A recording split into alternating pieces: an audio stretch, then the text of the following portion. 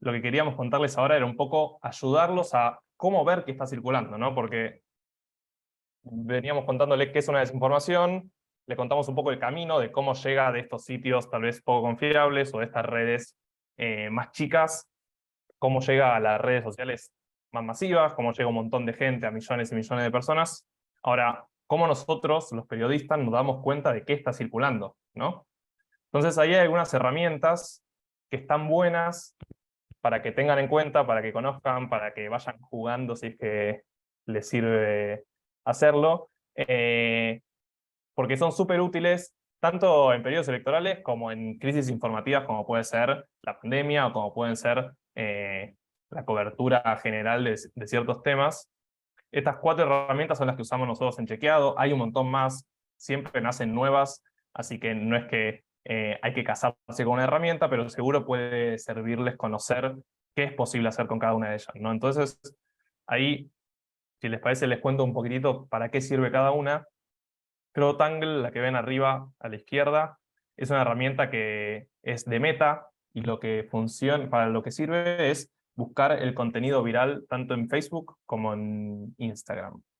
Tiene una versión que no es paga, sino que Meta tiene que darle acceso a periodistas y organizaciones no gubernamentales, así que pueden pedir acceso en todo caso para esa versión más amplia, pero igual tiene una versión bastante fácil de usar, que es una extensión de Chrome. Ustedes se pueden bajar la extensión, buscan en cualquier buscador CrowdTangle extensión, pueden bajársela gratuitamente, y lo que permite es ver quiénes compartieron determinado link. Entonces ustedes identifican un link desinformante o quieren ver quién compartió una nota. Si se bajan esa extensión de Chrome, pueden ir al link donde están, hacen clic en CrowdTangle y van a ver en qué grupo de Facebook o qué cuentas compartieron ese mismo link. Todo esto que les voy a comentar, después les pasamos una guía donde dice paso a paso cómo funcionan estas herramientas, dónde pueden descargárselas y cómo se usan, básicamente, que es bastante complejo. Nosotros, no era la idea de esta charla gastar tanto tiempo, pero me parece importante que sea algunos minutos dedicarle para que sepan para qué sirve cada una. Y si les interesa, después en el mail que les mandamos cuando terminemos la charla, bueno, ahí van a entender un poco mejor cómo funciona cada una. Después está TweetDeck. TweetDeck, como se darán cuenta por el nombre y por el logo, depende de Twitter, y ahí lo que permite es hacer búsquedas más avanzadas justamente de Twitter. Entonces es un tablero que te permite ya guardar incluso ciertas de estas búsquedas. Entonces, si ustedes siempre cubren el mismo tema o hay un tema que quieran darle seguimiento, bueno, pueden guardar esa búsqueda y dejarla ahí. Después está Google Trends, que lo que hace es ver las búsquedas de Google. ¿Por qué es importante esto? Por lo que decía Olivia, de la información que falta y que no está clara, y esto de los vacíos informativos que muchas veces se llenan con la desinformación. Es importante estar constantemente viendo qué es lo que está buscando la gente, qué es lo que la gente no entiende. Entonces, nosotros como periodistas podemos ayudar a que la gente, si, por ejemplo, en un contexto electoral, no entiende cómo se vota, cuáles son los candidatos, dónde se vota, qué documento hay que llevar, si vemos que esas son las preguntas que más rankean en el buscador de Google, bueno, podemos generar contenido claro, conciso y fácil de acceder para que lleguen a esa información.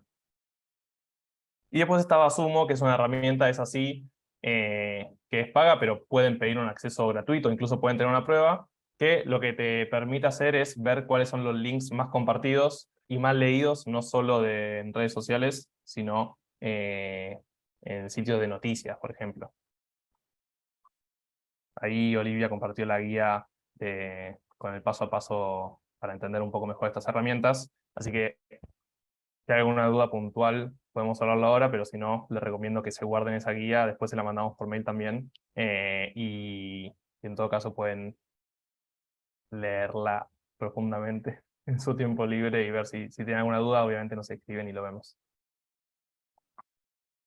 Y otra de las cosas que hay que estar atento cuando estamos buscando estas desinformaciones es, bueno, ver a qué comunidades o a qué personas específicas son más vulnerables a estas desinformaciones y cómo podemos ayudar nosotros específicamente. Yo les decía recién que una de las cosas a las que pueden estar atentos y atentas es a las búsquedas en Google, ¿no? Entonces, ver qué está buscando la gente para así generar contenido para que la gente cuando busca en los buscadores contenido de calidad, contenido que quiera chequear, bueno, ustedes ya tienen esa nota ya hecha. Bueno, algo que también pueden pensar es, bueno, ¿cuáles son las comunidades más vulnerables sobre determinado tipo de desinformación? Y entonces actuar específicamente sobre esas comunidades o generar contenido para esas comunidades. Ahí a la derecha van a ver algunas fotitos que dejamos sobre un proyecto que tuvimos en la pandemia. Lo que identificamos es que había 3 grupos vulnerables específicos sobre los que queríamos actuar. Primero eran las comunidades indígenas que muchas veces no tenían contenido claro y conciso y bueno en sus propias lenguas, en sus propios idiomas. Entonces, lo que generamos en varios países de la región fue justamente contenido en audio que se compartía en radios comunitarias en sus propias lenguas para que puedan llegar a esta información de calidad. También identificamos que los jóvenes iban a acceder a un montón de desinformación en distintas redes sociales. Entonces lo que hicimos fue aliarnos con muchos influencers para que compartan información de calidad. Y también el tercer grupo eran los adultos mayores, que identificamos que porque está probado que son una de las poblaciones más vulnerables en términos de desinformación general, iban a ser justamente en la pandemia también una población vulnerable. Y lo que hicimos ahí fue generar una línea de WhatsApp específica donde compartíamos contenido y que difundimos entre comunidad de poblaciones de adultos mayores para que puedan hacernos consultas uno a uno y tener un contacto más directo con ellos. Estos son algunos de los ejemplos. Ustedes seguro se les puede ocurrir un montón más sobre los que estamos hablando específicamente en esta charla, que son desinformaciones electorales.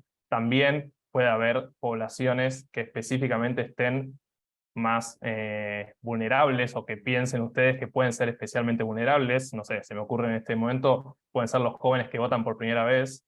Entonces, esa población nosotros queremos que llegue información de calidad porque como nunca votaron, tal vez tienen muchas dudas, muchas preguntas, y que si esas preguntas las llenan con desinformación puede ser un problema. Entonces, puede ser que una de las posibilidades de actuar sea llegar a los jóvenes que votan por primera vez. Entonces, una vez que piensen en esta comunidad vulnerable en términos de desinformación, lo que estaría bueno que piensen también es cómo llegar a esa comunidad. Cuáles son las redes que usa esa propia comunidad, cuáles son los formatos que más llegan a esa comunidad. Entonces, si vamos a hablar de jóvenes de 16 años, por ejemplo, bueno, tal vez tengamos que actuar en redes sociales donde se muevan esos jóvenes y ir a buscar datos de dónde los jóvenes consumen información y no, por ejemplo, nosotros publicar en las redes que nosotros leemos o que nosotros pensamos que los jóvenes leen, sino de ir a buscar información de dónde se están informando esos jóvenes y pensar también desde su perspectiva cómo buscarían esa información para que lleguen a la mejor información posible. Siguiendo con la línea de herramientas, acá les dejo 2 más que pueden usar, ya no solo para ver qué está circulando, sino para chequear justamente si una información es verdadera o falsa.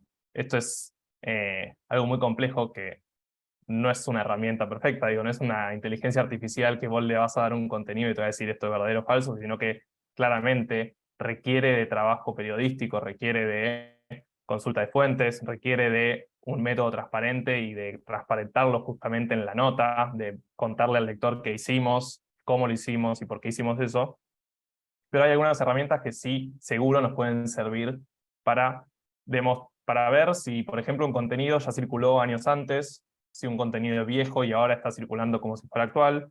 Por ejemplo, Google Lens, que ahí, de vuelta, en la guía de herramientas pueden ver mejor cómo se usa. Google Lens lo que te sirve es vos subir una foto y te permite analizar si esa foto ya circuló años anteriores, o en todo caso, circuló en otro contexto. Puede ser actual, pero que el contexto en el que circuló y en el que se está difundiendo ahora sea engañoso o le falte contexto. Entonces, Google Lens va a servir para ver el contexto justamente de estas imágenes. Y después hay otra extensión de Google Chrome que se llama InVid, que lo que te da es como una caja de herramientas perfecta para hacer chequeo de datos, porque te permite analizar fotos, te permite analizar videos, te permite agrandar videos para poder ver contexto puntual. Por ejemplo, no sé, siempre pasa en las elecciones que se difunden videos de algunos altercados o algunos problemas como si fueran del día de la elección, pero bueno, si nosotros en ese video identificamos que hay un policía y vemos que en la placa del policía dice otro país que no es en donde estamos, bueno, ya podemos identificar que ese video no es un video que está circulando, por ejemplo, en mi caso de Argentina, sino si veo que el policía dice policía de Colombia, bueno, ahí ya tengo que dudar de que ese video claramente sea de Argentina. Entonces puedo empezar a buscar sobre ese video, buscar en Colombia y llegar a la información real y verídica. Bueno, esas son algunas de las herramientas que permite InVid. Hay muchas más también. Y las dos son gratuitas, pero InVid tiene además para periodistas una versión como más profunda y con más herramientas que pueden pedir acceso también y seguramente se lo den. ¿Alguna pregunta? ¿Consulta? Si no, cualquier cosa me hacen en el chat. Nosotros en Chequeado siempre, bueno, tenemos un método público que pueden entrar en la web y verlo, pero siempre lo que más tenemos en cuenta para enfocar nuestro trabajo, porque las desinformaciones son muchísimas y no siempre podemos desmentir todas las desinformaciones que existen, son estos tres puntos, ¿no? Primero, el impacto potencial de la desinformación. No es lo mismo una desinformación que diga, no sé, que tal político apoyó a otro político, que una desinformación que diga que tomar dióxido de cloro te cura el coronavirus, por ejemplo, ¿no? Entonces, hay algo del impacto potencial de la salud de las personas o del alejamiento de la democracia o ciertos temas que definitivamente son súper graves y que ahí vamos a tener que ponderar cierto contenido seguramente más rápido para querer desmentirlo más rápido que otro. Después el segundo, claramente, la viralidad. No es lo mismo un contenido que tiene 2 likes, como decía antes, que se difundió nada más en una red cerrada y que lo vio muy poca gente, que un contenido que lo vieron cientos de miles, millones de personas, y claramente, no solo por cuestiones periodísticas de que obvio que queremos llegar a más gente y que más gente lea nuestra nota, sino que claramente queremos que esa gente tenga mejor información, vamos a tener que actuar sobre el contenido que tiene más viralidad. Ahí hay una pregunta que ahí contesto, pero el otro criterio que tomamos también es el momento de la difusión en la que está la desinformación. No es lo mismo una desinformación que ya pasó hace 3 semanas y recién nosotros nos enteramos que estaba circulando, que una desinformación que vemos que va creciendo constantemente la difusión de esa desinformación o el impacto que está teniendo, ¿no? Entonces, ahí la recomendación es tener timing y justamente cortar la desinformación cuando está subiendo y no desmentir una desinformación que ya pasó hace meses, porque nosotros nos enteramos tarde de que estaba circulando, no volver a darle visibilidad a esa desinformación, porque generalmente lo que termina pasando es un efecto contraproducente de que tal vez terminás volviendo a imponer esa desinformación en el discurso público. Ahí, un usuario al cual no le reconozco muy bien el nombre, pero puede escribirlo en el chat si quiere, dice, en la actualidad, ¿qué formas se encontraron en Chequeado para que las verificaciones alcancen un público más bien joven? Bueno, nos pregunta eso, ahí también Olivia si quiere responder, pero por mi parte creo que la respuesta es claramente enfocarnos en las redes que ese público joven consume, ¿no? Entonces es obvio que no vamos a difundir de mentiras a desinformaciones en diario de papel impreso si vemos que los datos dicen que los jóvenes no leen diario de papel impreso. Entonces, si queremos llegar a un público joven, bueno, tenemos que estar donde está el público joven. Entonces, tenemos que generar formato en idioma y en lenguaje del público joven, como puede ser TikTok, Instagram o ese tipo de redes. Hay un montón de formatos y un montón de variables a tener en cuenta, pero los datos nos muestran que los jóvenes hoy en día se mueven en esas redes y consumen ese tipo de videos. Entonces lo que hicimos en Chequeado es justamente estar en esas redes, copiar un poco el formato de esas redes y pueden ir al TikTok, por ejemplo, de Chequeado o al Instagram de Chequeado y van a ver que el idioma de esos formatos visuales, por ejemplo, no es el mismo que las notas. Las notas son largas y tienen un montón de data y tal vez hay mucho trabajo de los periodistas y también del equipo de innovación para justamente pasar esos formatos de notas largas a un formato corto, que sea entendible rápidamente y que capte el lenguaje de esa propia red social. Martín, perdón. Mucho Te gusto, sumo en Martín Rajitsi. eso, perdón, te sumo en eso solamente en cuanto a redes y al trabajo con jóvenes, que supongo que a todos les pasará parecido, pero es mucho prueba y error. Y en eso, por ejemplo, nosotros cuando abrimos la cuenta de TikTok, supusimos mal em, que en TikTok iba a haber mucho más interés, por ejemplo, por videos sobre temas de desinformación de salud o de otros temas, y no necesariamente los temas más duros de política que solemos hacer. Y la verdad es que no, que hubo un montón de interés por lo de las desinformaciones sobre temas políticos, y que por lo tanto por ahí nosotros estábamos entendiendo mal el interés de quizás los jóvenes, es un grupo demasiado grande, pero de los que estaban activamente participando en TikTok y sobre todo los que podían llegar a interesarse por cosas de chequeado. Con lo cual es siempre como un prueba y error de poner distintos tipos de contenido, de mostrar distintas cosas, ir viendo efectivamente cómo funciona e ir evaluando permanentemente cuál es el impacto que vamos teniendo para ir ajustando según eso. Y lo otro, que Martín contaba el ejemplo de lo que hicimos con influencers, es algo que mantenemos y que nos gusta seguir trabajando con influencers.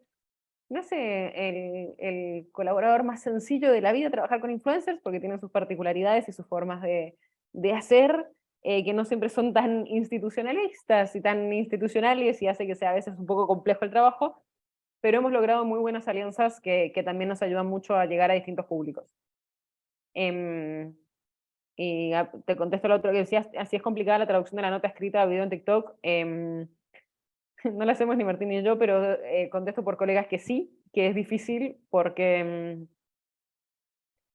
toca entender muy bien la nota para simplificarla y llevarla a algo más sencillo, más rápido, y muchas veces a buscar recursos visuales que no teníamos preparados o que no teníamos previstos, y todo eso sí lleva algo de tiempo. Dicho eso, podemos hablar también de la experiencia de hacer podcast. Nosotros estamos haciendo un podcast hace 2 años ahora, que es todos los días, y también es un lenguaje re distinto el de pasar una nota escrita con la formalidad que lleva un texto a un podcast que tiene un tono más conversacional, que es un podcast que hace una sola persona, pero es un tono mucho más de contarle algo a una persona en vez de que sea una nota escrita con toda la formalidad. Y aunque lleva tiempo hacer esa adaptación, la verdad es que también nos pasa que una vez que tenemos un contenido producido, el contenido es, como les debe pasar a todos, bastante costoso de producir en términos de tiempo y de horas que pasamos buscando la información y consiguiendo los datos y todo lo demás. Una vez que tenés eso, la adaptación es mucho más sencilla porque tenés muy buen contenido para adaptar. Lo que es importante en eso es por ahí establecer formatos que sean útiles para que no sea que cada vez hay que repensar todo el formato, sino que simplemente decir, bueno, lo hacemos con estas placas, o lo hacemos con video, o lo hacemos con esto, y así poder ir acelerando ese trabajo y, como decía, ir probándolo para ver si funciona o no efectivamente en la práctica. Y Sí, después ahí, había otra perdón. pregunta. Sí. Siguiendo con la pregunta de Martín, efectivamente para mí lo que pasa en el periodismo actual también es que mucha gente cree que hacer TikTok es leer la nota, por ejemplo, ¿no? Entonces copias la bajada y lees la bajada, lees el título y lees los primeros párrafos y haces eso en un video de 1 minuto, como si eso fuera pasar de un formato al otro, cuando en realidad hay un montón de trabajo de, incluso previo, como de preproducción, de entender el idioma de TikTok, entender el idioma de cada red. Y no te digo que te pongas a bailar, porque tampoco es la idea que no es copiar el formato en ese sentido, pero sí entender que es todo mucho más rápido, que los primeros segundos, por ejemplo, son fundamentales, entonces tenés que hacer una pregunta o dar un dato súper fuerte, que en la nota no siempre es así. Entonces sí creo que hay algo de entender que esa traducción, digamos, de la nota, está bueno ponerle un tiempo, aunque sea al principio, para pensar ese tipo de formatos. También funciona mucho el tener como cápsulas que sean repetidas, entonces puedes tener como secciones dentro de tu propia red social, incluso ya armadas en términos de edición, cosa de que sea más fácil para el editor de video o el editor de imagen, ¿no? Como ya tenerlo prearmado y que haya contenido que se puede sacar fácilmente.